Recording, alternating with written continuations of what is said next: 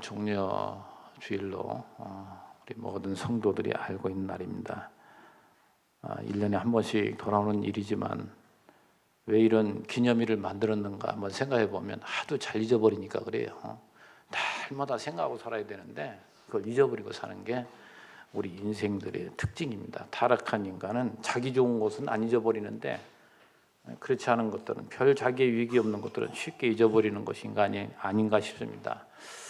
자, 예수님께서 이제 금요일 날 주님이 이제 죽으시잖아요. 근데 이 일요일 날 우리 주일로 모이지만 이 일요일 날 주님이 이제 예루살렘에 들어오십니다. 입성하실 때에도 참 예수님은 보면은요 태어나면서도 그렇지만 또 뭐 승천하시기까지 하나하나 되어지는 일이 알고 보면 구약에 이미 선지자들이 다 얘기한 대로예요. 어느 것 하나라도. 그래서 어찌하든지 복음서 기자들은 구약을 들어서 인용해서 말씀합니다. 예수님이 그 나귀 새끼를 끌어오는 그 과정이라든가 이적 아닌 게 없어요. 알고 보면. 근데 그 나귀 새끼를 타고 들어올 때 여러분 생각해봐 얼마나 우스꽝스러운가. 나귀도 좀 큰 거 타고 오면 그럴듯한데 나귀 새끼를 타고 들어온단 말이죠. 그래도 한 나라의 제왕이라고 한다면 임금이라고 한다면 멋있는 말이죠. 큰 늠름한 말을 타고 백마를 탄다든지 아니면 뭐 적토마를 탄다든지 그런 말을 타고 당당하고 이풍당당하게 들어와야 모든 사람들이 환호할 거 아니에요. 근데 이미 구약에서는 예수님이 겸손하셔서 나귀 새끼를 타고 올 걸 이미 다 예언되어 있어요. 그래서 2000년 전에 예루살렘에 입성했던 그 주님이 말을 탄다든지 나귀 어미를 타고 들어왔으면 우리는 메시아를 만나지 못한 겁니다. 그 예수는 믿음의 대상이 안 됩니다. 근데 한 가지 모든 것이 그래서 예루살렘에 들어올 때에 거기에 모인 군중들이 뭐라고 외칩니까? 다윗의 자손으로 오시는 이여 찬송하리로다. 항상 다윗의 자손. 예수님은 그의 족보가 다윗 집바가 아니고 다른 데서 올 수가 없다니까요. 그래서 다윗의 그 얘기할 때도 이제 성탄절 때 그 말씀 많이 이제 마태복음 1장이나 이런 것도 인용해서 말씀을 드리는데 보면 재밌는 것이 다윗의 자손은 그 당시에 많단 말이에요. 수만 명 되는 거예요. 수십만 명. 그런데 그분이 메시아라는 걸 확인시켜 주는 게 뭐예요? 처녀가 남자를 접해보지 못한 처녀가 자식을 낳은 다윗의 자손은 없어요. 세상에. 예수밖에. 하나하나 이 모든 것들이 되어진 것도 뭐예요? 또 호종령이 떨어질 게 뭐예요? 왜? 베들레헴에서 나게 하시려고. 제가 뭘 말씀드리느냐? 하나하나의 행적 모든 것들이 하나님의 그 밑그림, 하나님이 계획해 놓으신 모든 것들을 미리 예언자들로 뭐라고 했어요? 예언케 하시고 그 예언은 뭘로 근거해요? 하나님 계획해 놓으신 모든 걸 예언자들로 앞으로 되어질 일을 말하게 하시고 그대로 이루어 주심으로 하나님은 살아계시고 하나님이 세상 모든 만사를 하나님의 계획대로 이루어 가신다는 거. 이렇게 성경 처음부터 마지막까지 이런 많은 분량을 통해서 우리에게 확인시켜주고 또 확인시켜주고 계속 확인시켜주는데도 못 믿는다면 두 가지라니까요. 제가 자주 말씀드려 하나님 백성이 아니든지 아직 광야를 좀 더 돌아야 아직 깨닫지 못하도록 이렇게 둘 중에 하나예요. 둘 중에 하나. 우리들은 이 말씀이 믿어지기 때문에 여기 있고 또 우리가 고백하는 거 아니겠어요? 바로 예수가 그리스도라는 거. 정말 그분이 우리의 왕이시고 그분이 지금도 살아계셔서 우리를 사랑으로 따스한 사랑으로 예비한 그 길로 인도한다는 사실을 우리가 믿기 때문에 세상에 어떠한 일이 벌어져도 그게 끝이 아니라니까요. 그런 것들을 통해서 우리를 끌어가시는 아버지. 자, 오늘 이제 여러분과 연결해서 이 교회 오늘 이 디모데전서를 오늘 요만큼의 우리 교회 위치에서 이 말씀 본다는 거 얼마나 또 감사한 일인지 몰라요. 왜 그러냐면 우리가 예수 믿고 정말 이렇게 신앙으로 살아가지만 결국 하나님의 이 몸된 지상의 교회 이게 이제 전투적인 교회란 말이죠. 우리 모든 인간들은 본성적으로 이 타락한 성품을 다 가지고 있기 때문에 우리는 이 죄 덩어리란 말이에요. 욕망의 덩어리. 그런 우리들이기 때문에 하나님은 이 교회를 체제를 이루고 살아가도록 홀로 세워나가는 것이 아닌, 그래서 이제 그 원리가 창세기에서 나오잖아요. 아담을 지으시고 그 하와를 지으시면서 돕는 배필로. 그래서 교회라는 것은 홀로 세워지는 게 아닙니다. 하나님께서 어떤 사람은 또 가르치는 자로, 어떤 사람은 다스리는 자로, 어떤 사람은 권면하는 자로, 어떤 사람은 교회 일하는 자로, 이렇게 하나하나 전부 은사를 주어서 교회를 세워나간단 말이죠. 그것을 이 디모데 전후서 또 디도서 빌레몬서까지 그걸 우리에게 체계적으로 잘 가르쳐주고 있어요. 그래서 앞에서 여러분이 소개했듯이 교회라는 것, 또 뭐 사회 일반 모든 나라라든지 직장이라든지 아니면 가정이라든지 다 체제가 있잖아요. 그런데 그 앞에 앞서가는 자, 지도자가 중요하단 말이죠. 어느 모임에든지 어느 단체든지 그 지도자군이 그만큼 중요한 겁니다. 교회는 말할 것도 없죠. 예수님께서 말씀하잖아요. 소경이 소경을 인도하면 어떻게 돼요? 그건 죽음으로 가는 거예요. 정말 누가 누구를 인도하는가, 어떻게 인도하는가, 그것이 그만큼 중요하다. 그래서 이렇게 1장에서 2장에서 3장에서 디모데는 몇 장까지 있어요? 6장까지 있는데 절반을 지금 뭐예요? 지도자라는 것이 얼마나 소중한 존재인지를, 얼마나 필요한지를 우리에게 가르쳐 주는데, 오늘 본문은 뭐예요? 그 자격까지라도 말해주고 있어요. 이러이러해야 된다는 것을. 근데 여러분 전제하고 말씀드리는 것은, 오늘 우리를 이렇게 이제 오늘 이 디모데전서는 누가 기록한 거예요? 사도 바울이 기록한 거잖아요. 사도 바울도 과거에는 뭡니까? 엉터리였어요. 여기에게는 조건 하나도 안 맞는 사람입니다. 그런데 그를 그렇게 만들어 놓으시고 그렇게 사용하죠. 항상 우리의 머리는 거기에 있어야 돼요. 그렇지 않으면 여기에 자격대로 한다면 세울 사람 하나도 없어요. 그리고 이대로 우리가 생각한다면 얼마나 무거운지 모릅니다. 짐이 못하는 거예요. 항상 전제하는 것이 나 같은 자를, 앞에도 우리 살펴봤잖아요. 이 사도 바울이 뭘 고백을 합니까? 나는 죄인 중에 괴수라. 내가 얼마나 못됐는 자인지 아는가? 이제 하나하나 밝혀주고자 있잖아요. 근데 그 12절에 뭐라고 했습니까? 1장 12절에 나를 능하게 하신 그리스도 예수께 내가 감사함은 나를 충성되이 여겨. 하나님께서는 그를 이제 잘못된 열심이, 그 충성, 잘못된 길로 또 열심하는 사람들은 또 굉장히 열심히 합니다. 죽음의 길인지 모르고. 그래서 우리 이제 그 극단적인 이슬람주의자들이 생각이 나는데, 그 사람들은 나름대로 충성하는 거예요. 그게 바울도 뭐예요? 교회를 잔해하려 다녔다니까요. 믿는 사람들을 괴롭히고 죽이는 것을 하나님의 일이라고, 그게 상급받는 길이라고 그렇게 생각했단 말이죠. 그러니까 이 잘못된 길로 열심히 하는 그가 이것만 딱 틀어놓으면은, 올바른 길로 딱 비춰놓으면 거기에 또한 열심히 합니다. 근데 또 잘못된 길로도 별로 열심히 하는 사람은 예수 믿고서도 별로 열심도 안 해요. 참 그 성격도 그렇잖아요. 베드로를 사용하는 거 보세요. 얼마나 불같습니까?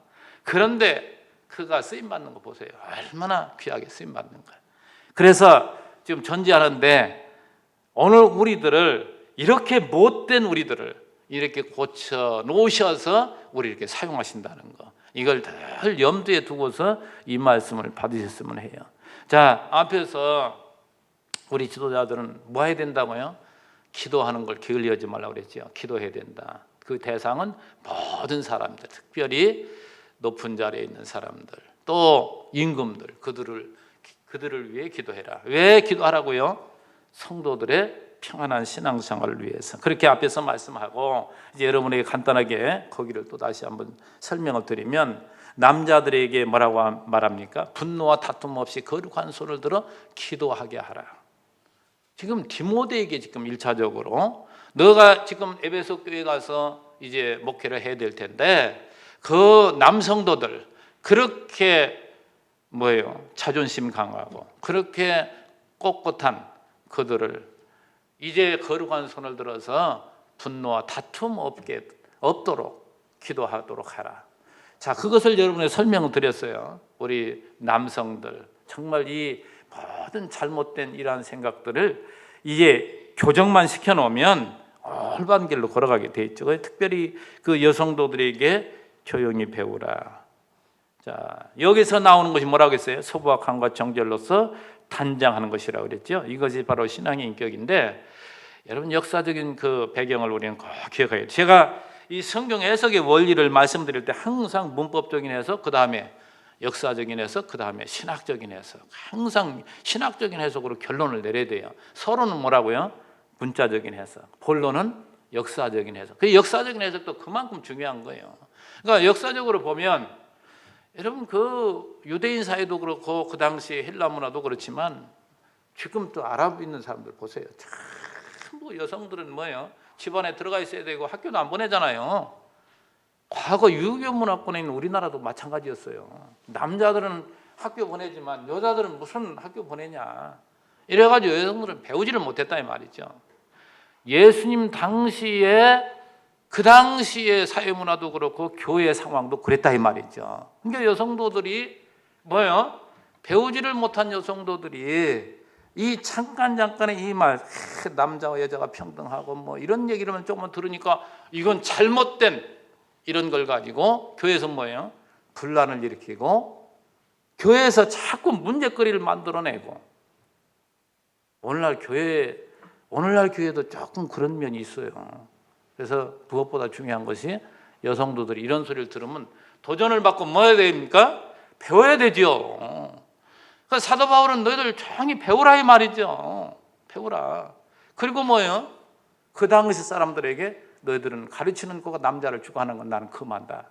허락하지 않는다. 그 당시 상황을 가지고 말하는 거예요. 그래서 지난번에 말씀드렸잖아요. 이렇게 여성도들도 이렇게 배우고 깨닫고 남을 가르칠 만큼의 그러한 인격을 소유한 자는 가르치라 이 말이죠. 그걸 지금 2장 15절에서 여러분이 아마 강조했을 거예요, 지난번에. 그러나 여자들이 만일 정숙함으로써 믿음과 사랑과 거룩함이 거하면 그의 해산함으로 구원을 받으리라. 이 말씀을 여러분에게 풀어서 말씀을 드렸을 줄 압니다. 그래서 오늘날도 이 쾌쾌묵은 생각들이 이게 정리가 안 돼가지고 이게 지금도 얼마나 또 힘없는 자들을 비하하고 자꾸 그런지 뭐. 그래서 힘없는 자들 뭐 해야 돼요? 깨어야 돼요. 그래서 이 깨지 못한 우리 이 민족에게 기독교가 들어옴으로 뭐예요? 기독교가 제일 먼저 한 것이 학교 세운 거잖아요. 가르치려고. 그거 배운 사람들이 뭡니까? 그 김한란 박사 생각이 나네요. 그분이 어려서 선교사가 들어왔을 때에 그 선교사 시중을 들었다고 하잖아요. 근데 선교사가 보니까 쓸만하거든요. 머리가 좀 똑똑하고. 그래서 그 친구를 뭐예요? 공부를 시킨 거예요. 유학 보내서.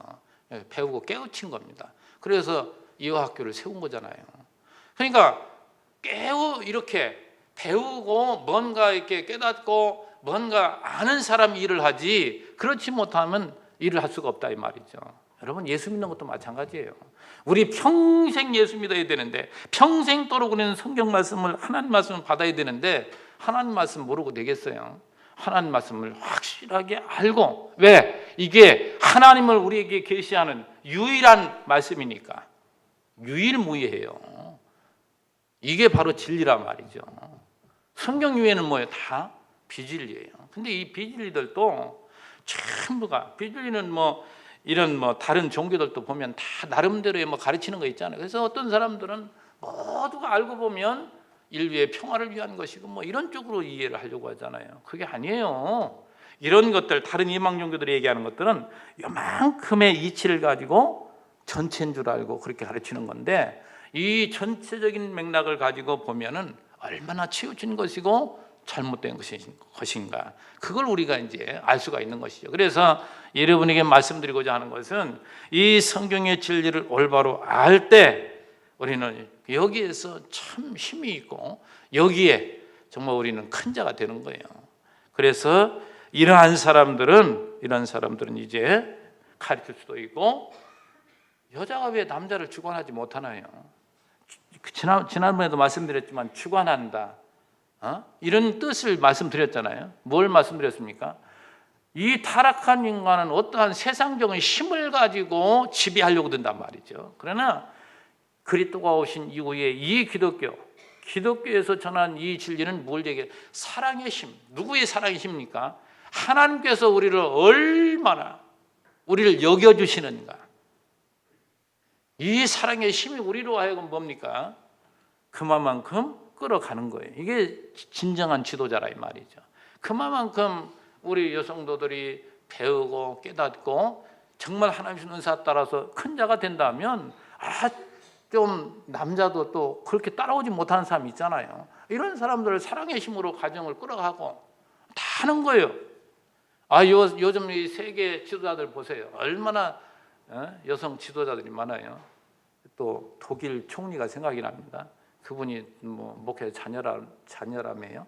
근데 그분이 지금 10년 이상을 아마 했을 거예요, 지금. 그 큰 독일을 끌어가는 그 모습을 얼마나 지도력이 뛰어난가. 전부 이게 기독교 영향력이 다 이런 세상을 만든 거예요.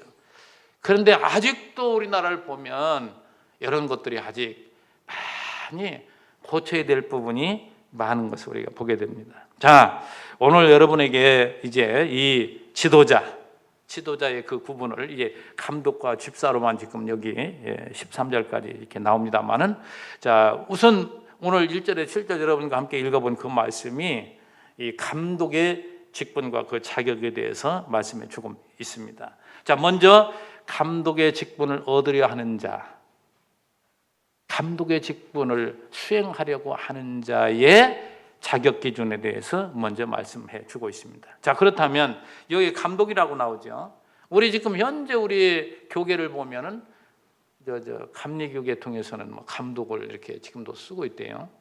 지금 우리 장로교로 말하면 이제 당회장, 이게 이제 거기 감독인데, 아무튼 그런 것보다도 감독으로 또 쓴 데도 있고, 우리 베드로전서 보면은 또 장로로도 나오죠. 장로라고 여러 군데도 나오잖아요. 그게 감독과 장로를 이제 동일하게 보면 돼요. 근데 그 장로는 오늘날 교회를 둘로 딱 나눈 거예요. 하나는 가르치는 장로, 이게 목사입니다. 그리고 하나는 치리하는 장로, 지금 그게 시무장로예요. 그래서 지금 여기서 나오는 감독의 자격은 뭡니까? 목사 장로를 이야기하는 거예요. 그러니까 요거를 자, 이런 또 그리고 또 제가 늘 말씀드리지만 목사와 장로는 교회에 지금 이제 지도자로 이제 세워서 이끌어 가지만 그 사역을 감당하지만, 또 알고 보면 우리 모든 후진들도 나름대로 다 지도자라고 늘 말씀드렸잖아요. 또 이런 분들도 때가 되면 또 장로가 돼서 또 목회자가 돼서 앞으로 또 주의 사역을 감당할 분들 많이 있잖아요. 이렇게 되는 사람들은 과연 어떠한 자격이어야 되느냐, 이걸 우리에게 지금 밝혀주고 있다 이 말이죠. 자, 그런데 중요한 거 봅시다. 제일 먼저 중요한 것이 오늘 1절에 빛보다 이 말이여 곧 사람이 감독의 직분을 얻으려 함은 선한 일을 사모하는 것이라 함이로다. 자, 이제 여러분 지금 말씀드리지만 먼저 목사, 장로뿐만 아니라 모든 우리 성도들이 정말 하나님을 섬기고자 하는 그 마음이 있고 교회 일꾼이 되고자 하는 자는 전제하는 겁니다. 선한 일을 사모하는 거. 선한 일. 그런데 빌립보서 1장 6절에 보면 착한 일이라고 나와요. 착한 일, 선한 일 똑같습니다. 착한 일을 시작하신 이가 그리스도 예수의 날까지 이루실 줄을 우리가 확신하노라. 자, 하나님께서는 사도 바울을 소아시아 지역에서 복음을 전하려고 그를 어디로 가게 합니까? 마게도냐 지역으로, 우리 사도행전에 이제 우리 살펴봤잖아요. 마게도냐 지역으로 건너가서 복음사역을 감당하도록 했는데, 마게도냐의 첫 성이 어디예요? 빌립보잖아요. 빌립보 교회에 지금 바울이 복음을 전한단 말이죠. 이 진리의 복음을 전했을 때에 교회가 세워졌잖아요. 하나님께서 이제 시작하셨어요. 마게도냐 지역을 통해서 이제 교회를 세워나시기 위해서. 그래서 마게도냐를 넘어서 로마에서 이제 전 유럽으로, 그리고 아메리칸 대륙으로, 우리나라로 이게 복음이 확산되어 갔잖아요. 자, 이렇게 시작하신 이가 그 주님의 시작과 이루시기까지 그분이 하신다 이 말이죠. 이게 뭐냐? 교회예요. 이걸 다른 말로 하면 하나님의 나라, 지상의 하나님의 나라. 이 하나님의 나라가 세워지는 것을 너무나도 참 감사하고 그 일에 동참해서 이 일을 내 생에 가장 중요한 일로 여기는 사람, 이게 선한 일을 사모하는 사람이에요. 여러분, 세상에 살아가면서도 우리는 여러 가지 목표를 두고 살아갈 수가 있습니다. 근데 모든 것들, 이 작은 목표들, 이런 것들 하나, 내가 어디 직장에 취직하고, 누구는 뭐 학교를 좋은 데 들어가야 되고, 나는 좋은 남편을 만나고 여자를 만나고, 뭐 이런 것들 하나하나, 모든 것들은 뭐예요? 이 선한 일에 종속된 거예요. 이 선한 일을 위해서 항상 먼저 우리는 생각해야 돼요. 이게 전제되는 겁니다. 선한 일을 사모하는 거. 교회 일꾼으로서 하나님의 나라를 위해서 우리가 마음을 쓰지 않다면 그 사람은 아예 교회의 직분을 맡으려고 생각하지를 말아야 돼요. 그래서 무엇보다도 하나님의 나라가 세워지는 그 일에 우리가 쓰임 받는데, 봅시다. 뭐 해야 돼요? 교회 구성원 우리 성도들, 어린 자들, 이들을 사랑으로 섬기고 그들을 키워가고, 이게 세워나가는 거잖아요. 그들을, 어린 자들을 자꾸 키워가는데 이걸 기쁨으로, 하나님에게 주신 사명으로 알고 일할 수 있는 그러한 사람. 그리고 이제 소급에 들어가 보면 할 얘기가 참 너무 많습니다. 우리 믿음의 성도들이 함께 신앙생활할 때 필요한 것들, 교회당도 필요하잖아요.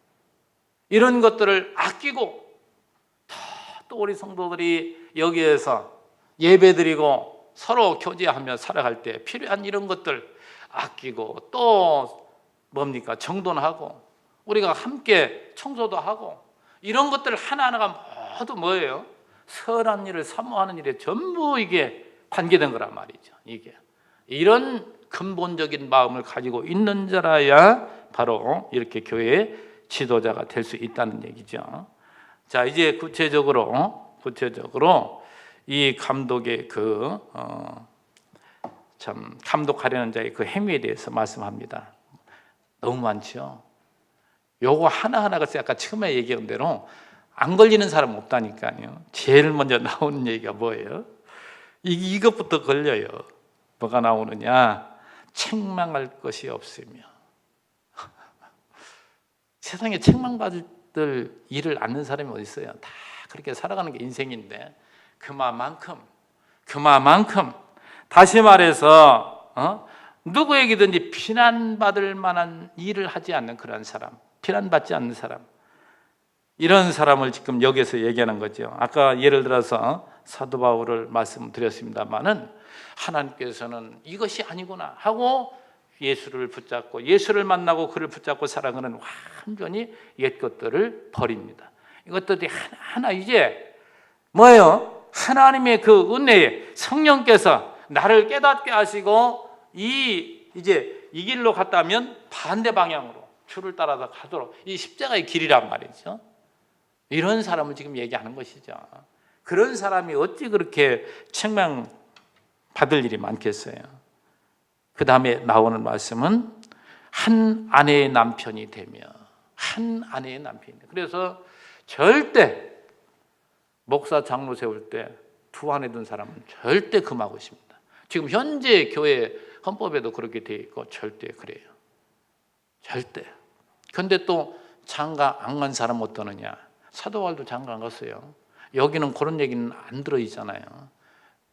그런 사람은 해당이 안 되죠. 근데 그런 것들 하나하나 먼저 무엇보다 뭐가 중요하냐면, 여러분 성경에서도 보면 많은 아내를 두고 있는 그 가정에 얼마나 많은 분란이 나는지 모릅니다. 성경에 많이 나오잖아요. 우리 사무엘의 어머니가 누구죠? 한나도 보면 그의 남편 엘가나가 보니까 또 거기 또 작은 아내가 있더만요. 작은 아내는 자식을 잘 낳는데 큰 아내가 자식을 못 낳으니까 얼마나 괴로워합니까? 자식 달라고. 그래서 이제 사무엘을 주고 뭐 그런 얘기 나오지만, 이런 분란. 다윗의 집도 보세요. 아내가 많으니까 뭐예요? 이복 동생을 또 뭐예요? 또 폭행하고 이런 짓들이 벌어지고 있잖아요. 그러니까 이 한 가정에 한 아내와 한 남편, 이게 원칙이란 말이죠. 모든 사람들이 뭐 이래저래 뭐 변명을 하고 하지만 그 모든 것들은 자기 욕망을 채우고자 하는, 합리화하고자 하는 그 못된 생각이 나오는 거예요. 한 남편과 한 아내, 이것이 기본입니다. 이것이 기본.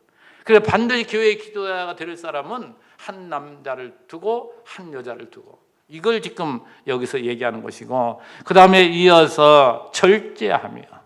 절제한다는 게 뭡니까? 오래 참는 것이죠. 자기의 고집을 부리지 않고 언제나 상대방의 뜻을 고려할 줄 아는 사람. 이만큼만큼 큰 사람이란 얘기죠. 여기서 나오는 모든 것들은 그만큼 이 큰 사람들, 성령의 열매들입니다. 이게 모두가 알고 보면. 그 다음에 신중하며 가볍게 굴지 않는다는 거죠. 무엇이든지 책임감이 있어야 되죠. 하나하나 말이나 행동 이런 거 있어서 신중을 기해야 되는 것이 바로 이 지도자의 덕목입니다. 여기서 말하는 거. 그 다음에 단정하며 자기를 잘 추스릴 줄 아는 그러한 사람. 참 자기를 이렇게 단정한다는 거지. 그것이 이제 외모로 드러나잖아요. 머리를 아무렇게 흔다든가 이런 것보다도 단정하게 하고 옷 매무새도 잘 단정하게 하고, 이것은 이제 외면적인 것이지만 그 내면 속에서도 틈을 별로 주지 않는 사람. 이 남녀간에도 그렇더만요. 자꾸 어떤 여성들이 대개 이제 여성들을 꽃으로 비유하고 남성들을 뭐 나비나 벌로 비유를 하잖아요. 저만 그렇게 생각하는지 모르지만 아무튼 그렇다 이 말이죠. 그래가지고서 뭔가 틈이 많은 사람은 좀 일이 많이 벌어지더만요. 요것도 참 내면이 꽉 차야 되고 외면적으로도 마찬가지. 그래서 자기를 정돈하고 자기를 잘 단정하는 이러한 사람. 이 단정한다는 것, 이 단정하게 한다는 것이 그만큼 중요하죠. 그래서 우리들은 언제나 예수를 모시고 그 예수 그리스도를 내 남편으로, 그 주님께서 나에게 얼마나 큰 사랑과 은혜를 베풀어 주시는 걸 우리가 알면 틈이 안 생기죠. 뭘 우리가 틈을 주겠습니까? 단정하며, 그 다음에 나그네를 대접하며. 나그네, 역사적인 애석으로 당시에 나그네들은 대개 전도자들, 피해서 도망다니고 이런 사람 전도자들이 많은데 그들을 대접하는 거, 이것이 얼마나 중요한가. 근데 여기서 다시 한번 여러분 더 깊게 생각해 보면, 나그네를 대접한다는, 나그네는요 지나가는 사람입니다. 그 사람이 언제 다시 온다는 보장이 없는 사람, 다시 만날 보장이 없는 사람이에요. 그런 사람에게 우리가 별로 대접을 않잖아요. 이 나그네를 대접한다는 그 이야기는 뭐냐면 뭔가 대가를 바라지 않는다는 얘기예요. 이건 참 굉장히 성숙한 사람, 큰 사람이면 할 수 있는 겁니다. 이런 것들은. 그래서 오늘 우리들도 참 항상 먼저 뭘 생각해야 되냐면, 우리 예수님이 그 마태복음 25장에 백보자 심판이 나오잖아요.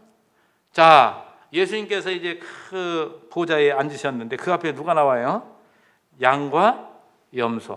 왼쪽은 염소요, 오른쪽은 양이 있는데, 예수님이 그때 당시 말합니다. 양편에 있는 자에게 내가 줄일 때에 너희가 먹을 걸 주었고, 내가 목마를 때 너희가 마실 것을 주었고, 내가 나그네 되었을 때에 너희들이 영접하였다. 이런 얘기는 해요. 그때 양쪽에 있는 사람들이 뭐라고 합니까? 주님, 나는 그런 일을 한 적이 없는데요. 그 얘기를 하는 거예요. 염소에 있는 사람들은 또 그렇게 얘기하니까, 너는 그렇게 안 했고 하니까, 내가 언제 안 했습니까? 나는 했잖아요. 이렇게 나오는 거예요. 이 설명을 그 말씀 들어서 가르칠 때 말씀 많이 전했지만, 다시 한번 저는 말씀드리면, 이 몸과 지체를 항상 우리는 먼저 생각해야 돼요. 이 모든 몸과 지체가 있을 때에 머리가 전부 다 계획하고 머리가 지시를 내립니다. 예를 들어서 내가 뭔가 저기 가서 주워야 되겠구나, 저걸 주워서 먹어야 되겠구나, 이런 생각하면 머리가 지시를 해요. 그러면 다리는 가서 움직여 이제 그렇게 갑니다. 근데 다리는 뭐예요? 내가 그걸 먹었다고 생각을 않는 거예요. 그렇게 모르는 거죠. 머리가 한 거지 자기가 한 겁니까? 항상 이걸 여러분 기억해야 돼요. 이게 믿음의 행위라니까요. 그러니까 뭔가 내가 해놓고 자랑한다면 뭡니까? 머리 대신 그리스도를 거부하는 거예요. 내가 했다는 거예요. 그러니까 머리 대신 그리스도가 볼 때 얼마나 우스운 얘기입니까? 네가 했냐? 내가 했지. 예수님과 우리의 관계를 잘 설명해 주는 부분이거든요. 그러니까 나그네를 대접한다는 이야기는 그만큼 뭔가 대가를 바라지 않고 하나님 내게 주신 것으로 이미 큰 자가 되었으니까, 지도자가 되었으니까, 나보다 어리고 힘없는 자들을 잘 돕고 그들을 사랑으로 인도하는, 이것이야말로 큰 덕목이죠. 이것이. 그래서 장로가 되려는 자, 목사가 되려는 자, 지도자가 되려는 자는 이러한 하나님의 은사를 주어서 이렇게 장성한 자라 된다 이 말씀하죠. 그 다음에 우리 목사들에게 제일 중요한 거 가르치기를 잘해야 한다. 가르치기를 잘해야 된다. 나그네를 대접하며 가르치기를 잘해야 된다. 이걸 지금 말하고 있습니다. 이 가르침이라는 건 말할 것도 없죠. 세상적인 가르치는 곳이 아니에요. 여기는 뭘 가르치는 거예요? 하나님이 어떤 분이신지. 늘 말씀드리지만 성경 그걸 얘기하는 거예요. 여러분 세상에서 어떤 우리가 처세술을 여기 배우는 것이고 그런 게 아니라니까. 이런 건 따라 나오는 거예요. 우리가 하나님을 바로 알고 내 자신이 어떤 존재인지, 그런데 하나님 나에게 어떤 은혜를 베풀어 오늘도 이끌어 가시는지 이런 것도 우리가 알면 엄청난 지혜가 와요. 막 들어와요, 모든 것이. 그래서 가정에서는 내 위치가 이렇고 이런 일을 하는 것도 하나님이 이런 뜻이 계셔서 나에게 일을 맡기셨구나. 성실합니다. 어떠한 삶 가운데서도. 이게 바로 진리를 가르치는 거예요. 진리를 가르친다는 게 뭐예요? 여러분이 나를 따르고 이 집단을 위해서 뭔가 크게 만들고 이게 아니라니까요. 여러분이 정말 주님 만나서 마음속에 평안과 기쁨과 담대함이 있고 나에게 주신 것이 만 가지가 주의 은혜고, 그래서 거기에서 진정으로 기쁨으로 하나님을 위해서, 하나님의 나라를 위해서 내가 쓰임받는 것을 기쁨으로 여겨서 모든 거기에 초점을 맞춰서 이렇게 살아가는 것, 이것이 바로 주님이 원하는 일이고 이것이 하나님께서 이 지도자를 세워서 가르치게 하시는 일이란 말이죠. 그래서 무엇보다도 성경, 하나님이 계시던 말씀을 바로 알고 바로 가르치는 이러한 자라야 교회 지도자가 될 수 있다는 것을 말씀해 줍니다. 이어서 술을 즐기지 아니하고, 참 이 술 얘기를 하려면 한참 해야 되겠네. 이 술. 여러분 이 참 술, 우리 그 성경의 역사를 보더라도 오래 전부터 하여튼 인간이 세상에 에덴 동산의 추방에서 이 세상에 살아갈 때 제일 먼저 만들어진 게 술이라니까요. 이거. 그래서 노아도 술을 먹고 취하고 이런 얘기 나오잖아요. 이 술. 참 이 술이라는 것이 가만히 생각해 보면 왜 먹는가?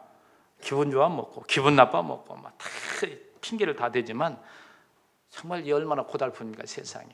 그러니까 맨정신 가지고는 못 산다니까요. 그러니까 뭔가 맨정신을 좀, 어떤 다른 말 기분을 좀 좋게 하려고, 또 다른 표현으로 말하면 좀 자기 길을 좀 살리기 위해서 그렇잖아요.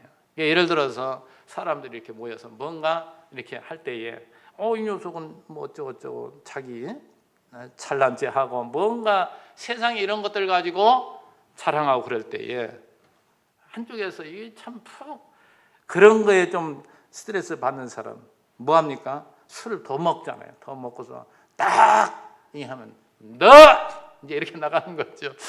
안 해보셨나 봐. 우리 성도님 다 거룩해 해서 술을 먹으면 뭔가 자기를 과신하고 싶고 이 짓 한다 이 말이죠. 그런데 여러분 문제를 보세요. 술 깨나 뭡니까? 쭉 쳐지는 거예요. 술 많이 먹고입니다. 많이 먹고 후회하는 사람 별로 없어요. 다 후회하고 왜 그랬을까 이러는데 이 우리는 먼저 무엇보다도 이 술이라는 것이 얼마나 해를 가져다 주는지. 그래서 우리 선교사들이 우리 들어와 가지고 우리나라를 보고서 그랬다고 하잖아요. 일제가 우리를 침략하고 우리나라 백성들 뭡니까? 운민 정책에 썼잖아요. 그거 공부 못하게. 그래서 우리말 못하게 일본말 배우게 하고. 그래서 그 사람들이 자꾸 오늘 우리에게 심어주었던 게 뭐냐? 술 먹게끔. 술 먹으면 뭐예요? 되게 또 노름도 하잖아요. 이게 대 연결해가지고. 이게 만국병이에요. 만국병. 술 먹고 노름 많이 하는데 그 나라 망하는 거예요. 가정도 마찬가지. 여러분 보면은 맨날 가정 파괴된 거 보면 술 때문에 그런 것이 거짓한다더만요. 한번 여러분이 한번 그 자료 조사 한번 해봐요. 아마 80-90%는 아마 술 때문에 파탄 날 거예요. 아마 대부분이 그렇다니까요. 우리 에베소 5장 18절에 그럽니다. 술 취하지 말라. 이는 방탕한 것이니. 뭘 취하라고요? 오직 성령으로 충만함을 받으라. 정말 우리 예수님께서 얼마나 우리에게 귀한 가치인가를, 그분께서 얼마나 나에게 귀중한 존재인가를 우리가 알면, 그 보화를 우리에 담고 있으면 그런 것들로, 그런 외부적인 어떠한 술을 먹어서 내가 뭐 정신이 몽롱해 좀 기분 좋고 이런 거 하려고를 마음을 안 먹는다니까요. 그러니까 우리 예수 믿는 사람들, 술 좋아하는 사람들 술 끊으라고 못 끊어요. 누구를 만나야 돼요? 주님을 만나고 정말 주님의 그 은혜가 내 속에서 나를 완전히 바꿔놔야 그걸 보기도 싫은 거예요. 그거. 그래서 안 먹게 되는 것이지. 쳐다봐야 되겠네. 누가 술을 좋아하나. 술 대부분이 좋아해요. 그거. 왜? 우리는 그런 이 인간 몸을 가지고 있기 때문에. 그래서 지도자는 절대 술을 즐기지 않아요. 술을 먹어지 즐긴다는 말 하지 말아야 되는데, 술을 아예 쳐다보지도 말아야 된다. 이래 나와야 되는데. 자, 그렇고 그 다음에 구타하지 아니하며. 다 옳은 얘기만 하죠. 뭐 자기 성질을 못 이겨가지고 감정을 자제할 줄 몰라서 되게 폭력이 나오는 거잖아요. 이 지도자가 그런다면 그가 지도자가 되겠느냐 말이죠. 절대 폭력을 쓴다는 것은 지도자로서의 이 제로입니다. 제로. 그 다음에 오직 관용하며. 오직이 들어가네요. 여기 관용이 뭐예요? 넓은 마음, 너그러움. 이 큰 자만의 특징이죠. 이것이 정말 우리 인간의 타락한 본성을 가진 이 땅 위에 살아가면서 우리가 화낼 일도 많고 그렇지만 이것들을 참 저는 그런 생각을 해봐요. 이 앞에서도 여러분이 설명을 드렸지만 하나님께서는 우리에게 이 진리를 우리 금요일 날 저녁에도 이 하나님께서 이제 시내산에서 그 언약을 주신단 말이죠. 그 계명과 윤리와 규례, 이 율법을 주신단 말이죠. 그건 이론이에요. 이론. 그러니까 그들이 배우는 겁니다. 배우고서 실제 어디나 내려가요? 광야에 사는 거예요. 40년 동안. 40년 동안 늘 배우는데 실제는 뭐예요? 늘 넘어져요. 늘. 이게 우리 인간임을 보여주는 거예요. 여러분, 그래서 이 진리를 우리가 배우는 건 중요합니다. 이게 굉장히 중요한 거예요. 첫째도 둘째도 중요한 거예요. 그런데 뭐예요? 검증을 받아야 돼요. 세상 가운데 하나를 주셔가지고 여러 가지 시험을 하면 그 사람을 잘 알게 돼요. 그래서 오늘 마지막 부분에 보면 교회 들어온 지 얼마 안 되는 사람 절대 지도자 세우지 마라. 이제 그 얘기 나오죠. 왜 그냥 검증의 단계를 거쳐야 된다니까요. 자꾸 부딪혀봐야 이 사람이 어떤 사람인지를 알 수가 있죠. 근데 하나님께서는 오늘 예수 믿는 오늘 우리들에게도 왜? 그냥 예수 믿고 정말 진리를 우리에게 가르쳐 주시고 깨닫게 하셔서 주님을 찬양하는 그러한 삶을 살아간다면 얼른 천국으로 데려가시지 뭐로 이 땅에 오래 살게 하냐 말이죠. 오래 70년, 80년, 100년 이렇게 살아가게 하시는 것은 그만큼 우리에게 배울 기회를 주시는 거예요. 기회를 주시는 거예요. 우리에게. 오래 사는 것도 복입니다. 저는 절대 오래 사는 거 복 아니라고 안 했어요. 근데 얼마 안 살고 가는 것도 예수 믿고 하는 건 참 복이에요. 그것도. 그러니까 예수 믿는 사람이 복이 아닌 게 없어요. 그 받아들이는 그 사람의 자세에 따라 다른 것이지. 우리는 무엇보다도 이 진리를 우리가 깨닫게 되면 관용하는 사람, 참 이건 우리의 큰 덕목이죠. 자, 그 다음에 다투지 아니하고 언제나 우리 지도자의 사람들은 다툼이 아니고 먼저 우리 전체 교회 구성원들을 먼저 생각하고 상대방 입장에서 먼저 생각해 보는 이러한 사람. 그래서 사도 바울은 언제나 교회 건덕을 많이 강조를 합니다. 건덕. 진리가 아니면 이것이 옳다고 내가 생각해도 양보하는 거. 이게 큰 사람이에요. 그래서 전부 연결되잖아요. 참 관용할 줄 아는 사람은 다투지도 아니합니다. 그 다음에 또 우리 되새겨야 될 말씀, 돈을 사랑하지 아니하며. 참 이 돈이라는 것이 지금 세상의 우상이 되어버렸어요. 세상의 신이 되어버렸다니까요. 근데 이 돈이라는 것이 얼마나 다 필요합니까? 믿는 사람도 다 이게 필요한 거예요. 믿는 사람도. 왜 믿는 사람이 필요해요? 복음을 위해서 써야 될 일이 얼마나 많습니까? 이런 것들이. 그래서 이 돈을 어떻게 생각하고 살아가냐, 그게 중요한 것이지 돈이 필요 없다는 얘기가 아닙니다. 돈을 사랑한다면 뭐예요? 참 사랑이라는 것이 결국 그거더만요. 알고 보면 매이는 거예요. 매이는 거. 남녀간에 이렇게 진짜 사랑한다면 그 사람에게 내가 매이는 게 더 좋다니까요. 이 돈을 사랑한다는 게 뭐예요? 거기 매인다는 얘기예요. 절대 우리는 돈에 매이는 자는 이건 아니죠. 그 돈을 우리가 지배할 줄 알고 올바로 사용할 줄 알고 쓸 줄 알아야 돼요. 예를 들어서 교회의 지도자 된 사람이 복음을 위해서 이런 일을 하겠다는데 그걸 야 그게 돈 많이 들어 되겠어? 자꾸 이걸 가로막는다면 되겠느냐 말이죠. 무슨 얘기인가 알겠죠? 언제나 최상의 가치를 위해서 모든 걸 사용하는 것이지. 이 뭔가 먼저 돈만 생각하고 뭔가를 하지 못한다면 우리 두 부류의 목사님이 생각이 나네요. 그분도 이제 이것도 혹시 보면 안 되는데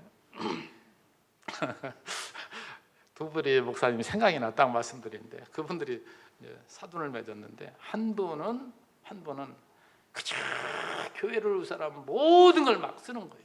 근데 한 분은 얼마나 꼼꼼한지 우리 한편으로 보면 전략하는 게 참 좋아요. 좋기는 좋은데 얼마나 꼼꼼한지 그걸 위해서는 쓰지를 않는 거예요. 그래가지고 나중에 보니까 이 교회는 많이 크고 이 교회는 크지를 못하더만요.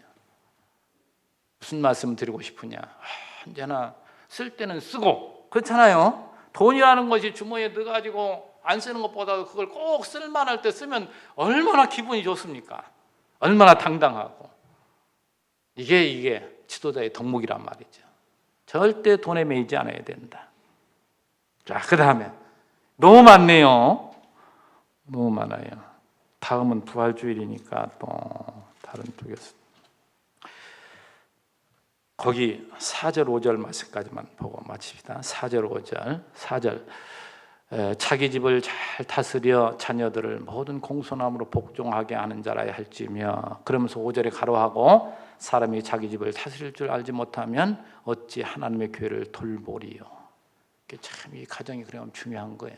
그래서 교회 목사를 세우고 장로를 세우고 항상 가정을 본 겁니다. 여러분 정신 바짝 차리셔야 될 것이 참 이게 중요한 거예요. 이게 중요한 거예요. 그래서 어떤 분들은 그런 얘기를 해요. 교회 장로를 세울 때는 언제나 그 사람보다도 그 아내를 보고 세워야 된다. 왜 그러냐면 이 남성들 이제 우리 참 교단에서 이게 문제인데 지금 장로도 여자 장로도 세워야 되는데 말이죠. 우리 총회 목사들이 이 소리를 들어야 되는데 바꿔야 돼요. 지금 다른 교단은 장로 다 세우잖아요. 목사들도 다 세우고. 자, 그런데 지금 현재 이제 남자들 장로를 세웠을 때에 그 아내 되게 보면 남편들이 아내한테 휘둘린다니까요. 그래서 교회에 언제나 장로가 문제된 그 장로가 혹 있다면 누구를 보면 알아요? 그 아내가 항상 여러분 봐야 돼요. 그건 틀림없습니다. 그건. 그래서 그건 하나의 관행이요. 또 이 뭡니까 경험이니까 경험에서 나오는 것으로 선배 목사를 그런 얘기 한다니까. 장로를 세울 때 언제나 부인 보고 세워라.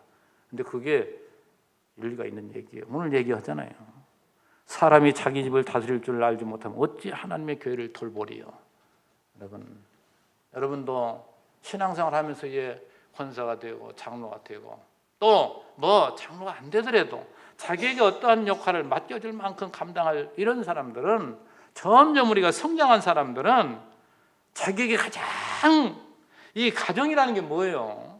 그래도 가정을 떠나 나오면 뭐예요? 점잖하게 옷을 입고 좀 포장을 합니다. 근데 가정에서는 다 벗고 살잖아요. 같이. 그러니까 잘 드러나는 것이에요. 가정에는. 그 가정에서 1차적으로 우리는 뭐예요? 하나님이 우리를 실현해 나가는 겁니다. 그래서 그 가족 식구들에게 인정받지 않는 사람은 절대 교회 지도자가 될 수 없는 거예요. 이게 가장 정확하잖아요. 참 이게 어디 나가는 게 이건 별로 안 나가지만 이것 때문에 가끔 신경이 쓰인다니까요. 왜 내 얘기 좀 하려면 그 사람이 좀 보면 좀 뭐해서 그래서 저도 한때 방황하고 그랬던 것들이 그런 것들을 봐가지고 근데 알고 보니 인간은 그럴 수도 있고 저럴 수도 있고 또 그렇게 쓰임받는 사람도 있는데 여기까지 우리는 가야 돼요. 여러분 누가 이제 조금 그 뒤에 이제 마귀의 얘기 나오잖아요. 교만하여서 마귀를 정죄하는 정죄에 빠질까 하며 이런 것들 마귀의 올무에 빠질까 하며 이런 얘기 있잖아요. 이런 것들 이제 다음 시간에 더 말씀드리겠습니다만은 정말 우리들이 몸과 마음가짐 바로 해서 가장 중요한 것이 또 다시 말씀드리면 가정이 제일 우리에게 신앙을 연단하고 우리를 키워가는데 하나님이 제일 좋은 기구로 우리에게 주신 거예요. 여러분, 여기에는 누구도 토를 날 수가 없습니다. 가정에서 인정받아야 돼요. 아버지로서, 엄마로서, 아내로서, 남편으로서 인정받아야 돼요. 인정받을 만큼 여러분 신앙에 정말 우리 예수님을 믿고 우리 주님의 십자가를 보고 어찌 여기 이게 선한 싸움이다 말이죠. 이 싸움에서 여러분 극복하시고 정말 그런 분들이 교회에 튼튼히 지도자가 되어서 앞서서 성도를 이끌어 간다면 그것이 천국이 아니고 어디겠어요. 이게 아름다운 교회란 말이죠. 우리 교회도 이걸 목표로 해서 우리가 실현해 나가려고 발버둥 치지만 얼마나 또 과정이 힘듭니까? 여러분도 이런 말씀으로 잘 무장이 되셔서 내 자신을 여러분이 추스릴 줄 알고 내 자신을 먼저는 다스리고 내 가정을 다스릴 줄 알아야 교회에서도 다스리는 이러한 지도자로서 일할 수 있겠지 않습니까? 여러분도 늘 이런 말씀 마음에 새기시고 정말 나는 연약하지만 하나님이 이렇게 만들어 사용하실 때 우리는 이러한 쓰임받는 자가 될 수 있음을 늘 기억하시고 하나님 앞에 낮은 자로 서서 하나님부터 쓰임받는 하나님부터 이런 힘을 공급받아 쓰임받는 여러분 되시기를 주의 이름으로 축원합니다. 기도합니다. 하나님 아버지 감사합니다. 오늘 이 시간도 오늘 우리가 주님의 나라를 세워나갈 때에 오늘 체제 가운데 주님이 우리에게 일꾼으로 세우셨을 때 우리가 과연 어떤 자가 지도자가 되어야 될 것인가를 우리에게 가르쳐준 이 말씀 오늘 하나하나 들었습니다. 정말 우리 스스로는 이 말씀을 볼 때 어찌 주의 나라의 일꾼으로 우리가 쓰임받을 수 있을까? 그러나 하나님, 우리 모든 인간은 근본적으로 주님의 뜻과는 반대로 갔던 인생들인데 하나님 우리를 붙들어서 이제 하나하나 고쳐주셔서 이것이 아니었구나. 오늘 우리에게 새로운 가치를 발견하게 하시고 그 일을 위해서 우리를 이제 모든 걸 다해서 그 일을 위해서 우리가 산다는 것이 얼마나 복인가를 우리 배웠사오니 우리 성도님들 언제나 배우기를 먼저 하고 그 말씀을 따라서 내 자신을 점검하면서 악한 마귀 저 세상 가치에 맞서 싸울 수 있는 우리 모두가 되기를 원합니다. 그래서 우리가 더욱더 큰 자가 되어서 어린 자를 섬기며 아름다운 하나님의 나라를 이루어가는 그 가운데 쓰임받는 우리 모두로 사용해 주시기를 간절히 원하옵고 예수님의 이름으로 기도하옵나이다. 아멘.